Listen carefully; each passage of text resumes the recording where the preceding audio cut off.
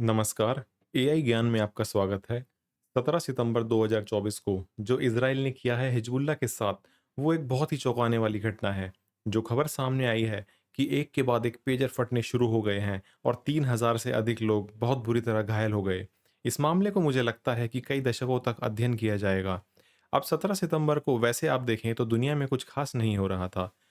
भारत में मोदी जी बर्थडे का जश्न मना रहे थे। रशिया और यूक्रेन का युद्ध जैसा चलता आ रहा है वैसा ही 2 साल से चल रहा था। सब कुछ सामान्य था। लेकिन अचानक लेबनान के दक्षिण हिस्से में, जो आप इस नक्शे में देख रहे हैं, वहां अचानक लोगों के पेजर बजना शुरू हो जाते हैं। तेज आवाज में पेजर बजते हैं और सब लोग हैरान हो जाते हैं कि ये क्या हो रहा है। फिर कुछ ही सेकंड बाद ब्लास्ट होना शुरू हो जाता है। जिनके पास भी पेजर था, उन्होंने इसे अपनी जेब या बेल्ट के पास रखा था। तो आप कल्पना कर सकते हैं कि जब किसी के पेजर में विस्फोट हो रहा हो, तो कितनी भयानक चोट लगी होगी।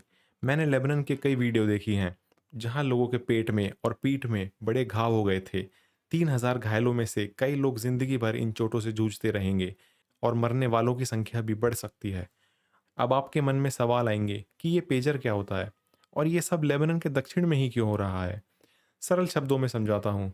इसराइल को इस समय दो मुख्य जगहों से खतरा है। एक तो गाजा पट्टी, जहां हमास हमला करता रहता है, और दूसरा लेबनान के दक्षिण में हिजबुल्ला, जिसके पास हजारों सदस्य हैं।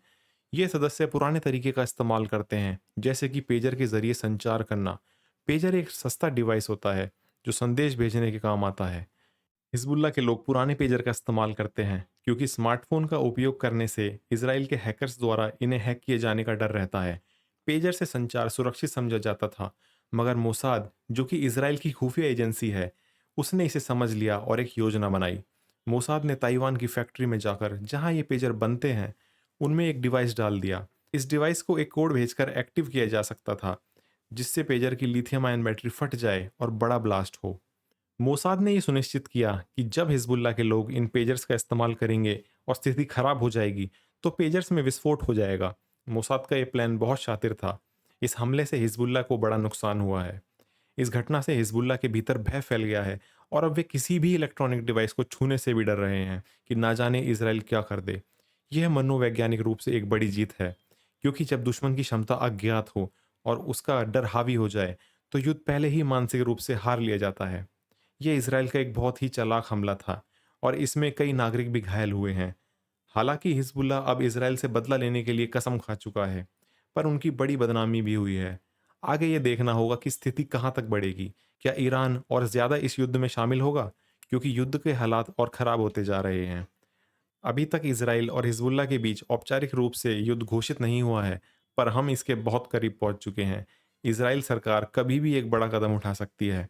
यह हमला इतिहास में लंबे समय तक अध्ययन किया जाएगा और इज़राइल की चुप्पी इस घटना को और भी गहराई देती है। इज़राइल ने बिना कोई बयान दिए अपने रणनीतिक उद्देश्यों को पूरा कर लिया है और अब वह शायद अगले कदम की योजना बना रहा है।